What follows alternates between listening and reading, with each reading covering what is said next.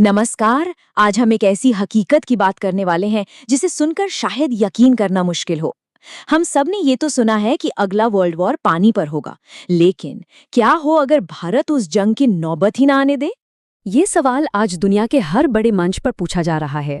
और जब दुनिया अपनी प्यास बुझाने को लेकर डरी हुई है, तब भारत बड़ी खामोशी से एक ऐसे मास्टर प्लान पर काम कर रहा है जो शायद सब कुछ बदल कर रख देगा। चलिए सबसे पहले भारत की अपनी कहानी को समझते हैं।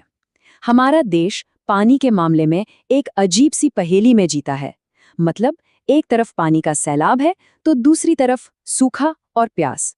जरा देखिए, एक ही देश की ये दो तस्वीरें। एक तरफ ब्रह्मपुत्र और गंगा जैसी विशाल नदियां हैं जो हर साल बिहार और असम में भारी तबाही मचाती हैं। लाखों लोग बेघर हो जाते हैं।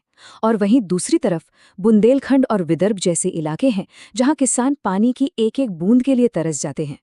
तो कुदरत की इसी नाइंसाफी का, इस विरोधाभास का जवाब है इंसानी दिमाग और उससे निकला एक प्लान जिसका नाम है नेशनल रिवर लिंकिंग प्रोजेक्ट। ये एक बहुत ही महत्वाकांक्षी योजना है जो शायद भारत की पानी की समस्या को हमेशा के लिए खत्म कर सकती है। तो अब समझते हैं कि ये महायोजना आखिर है क्या और इसका स्केल, इसका पैमाना कितना बड़ा है। ये कोई छोटी मोटी नहर बनाने की बात नहीं है। ये तो एक तरह से भारत के पूरे भूगोल को फिर से लिखने जैसा है। देखिए, इसका सिद्धांत बहुत सरल है। जहां पानी जरूरत से ज्यादा है, उसे विशाल नहरों और पाइपलाइनों के नेटवर्क से वहां ले जाया जाए जहां सूखा पड़ा है। ठीक वैसे ही जैसे घर की एक टंकी भर जाने पर हम पाइप से दूसरी खाली टंकी भर देते हैं। लेकिन जब यही काम पूरे देश के लेवल पर किया जाता है तो ये दुनिया के सबसे मुश्किल कामों में से एक बन जाता है। इस महायोजना में भारत की 60 से भी ज्यादा छोटी बड़ी नदियों को आपस में जोड़ने का लक्ष्य रखा गया है। जरा सोचिए, गंगा से लेकर कावेरी तक देश की इन जीवन रेखाओं का एक ऐसा महानेटवर्क बनाया जा रहा है जो पानी को देश के कोने कोने तक पहुंचाएगा। और बात करें इसके बजट की, तो स्रोत के मुताबिक इस पर इतना पैसा खर्च हो रहा है कि उस रकम में दुनिया के कई छोटे छोटे देश खरीदे जा सकते हैं। जी हाँ, ये भारत के इतिहास के सबसे बड़े और सबसे महंगे इंफ्रास्ट्रक्चर प्रोजेक्ट्स में से एक है। इस पूरे प्रोजेक्ट को मोटे तौर पर दो हिस्सों में बांटा गया है। पहला है हिमालयन कंपोनेंट, जिसमें हिमालय की नदियों के अतिरिक्त पानी को दक्षिण भारत की तरफ मोड़ा जाएगा। ये सबसे मुश्किल हिस्सा है। और दूसरा है पेनिनसुलर कंपोनेंट, जिसमें दक्षिण की महानदी गोदावरी, कृष्णा और कावेरी जैसी नदियों को एक चेन की तरह आपस में जोड़ा जाएगा। ये सिर्फ पानी का मैनेजमेंट नहीं, ये जियोपॉलिटिक्स भी है। देखिए, चीन तिब्बत में बड़े बड़े बांध बनाकर ब्रह्मपुत्र जैसी नदियों के बहाव को कंट्रोल करने की ताकत रखता है। लेकिन ये प्रोजेक्ट भारत को एक रणनीतिक बढ़त देगा। जब हमारी सारी नदियां एक दूसरे से जुड़ जाएंगी तो पानी के लिए हमारी बाहरी निर्भरता काफी कम हो जाएगी। और ये चीन की वाटर पॉलिटिक्स का एक सीधा जवाब होगा। अच्छा, अब तक तो बात थी कागजों की और प्लान्स की। अब बात करते हैं उस असली एक्शन की जो जमीन पर शुरू हो चुका है और जो ये दिखा रहा है कि जो कल तक नामुमकिन लगता था वो अब मुमकिन हो रहा है। इसका सबसे बड़ा और जीता जागता सबूत है केन बेतवा लिंक प्रोजेक्ट। ये प्रोजेक्ट मध्य प्रदेश और उत्तर प्रदेश के बुंदेलखंड इलाके की तस्वीर बदल रहा है, जहां की जमीन पानी के बिना बिल्कुल पत्थर जैसी हो गई थी। जरा इसके असर के आंकड़ों पर ध्यान दीजिए। 221 किलोमीटर लंबी नहर बनाई जा रही है।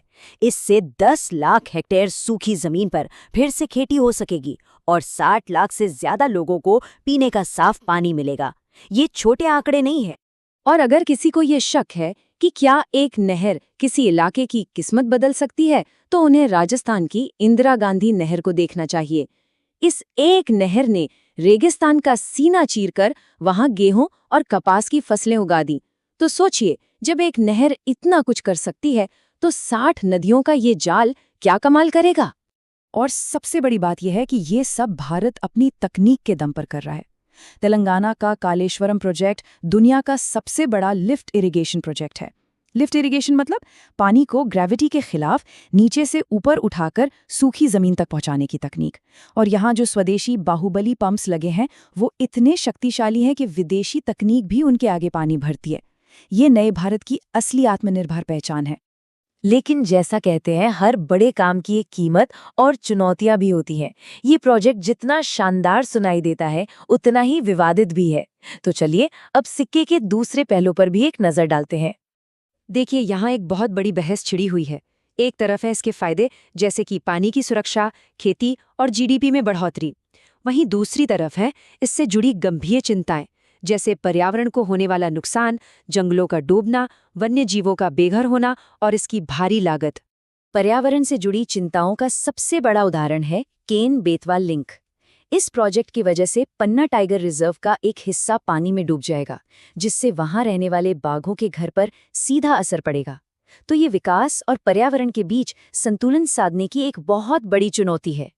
और एक और बड़ी रुकावट है राज्यों के बीच की राजनीति। पानी को लेकर राज्यों में अक्सर झगड़े होते रहते हैं, जैसे कावेरी जल विवाद, जो सालों से चल रहा है। कोई भी राज्य अपना पानी दूसरे को आसानी से देना नहीं चाहता। इस प्रोजेक्ट की कामयाबी के लिए मेरा राज्य की सोच से ऊपर उठकर हमारा भारत के बारे में सोचना होगा।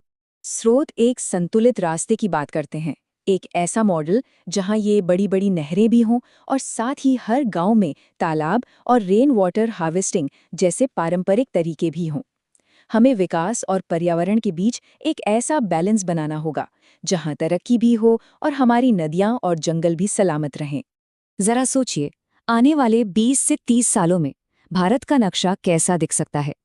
जब आसमान से भारत को देखा जाएगा तो शायद सूखी जमीन नहीं, बल्कि नीली नसों का, नीली लकीरों का एक शानदार जाल दिखेगा।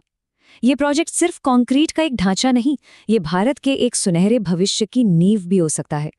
तो आखिर में सवाल यही बचता है, क्या भारत वाकई दुनिया का वाटर किंग बनने जा रहा है, या फिर ये प्रकृति के साथ एक ऐसा खिलवाड़ है जिसका अंजाम खतरनाक भी हो सकता है? इसका जवाब तो सिर्फ भविष्य ही देगा। लेकिन एक बात तो तय है, इस महापरियोजना पर चर्चा जारी रहनी चाहिए।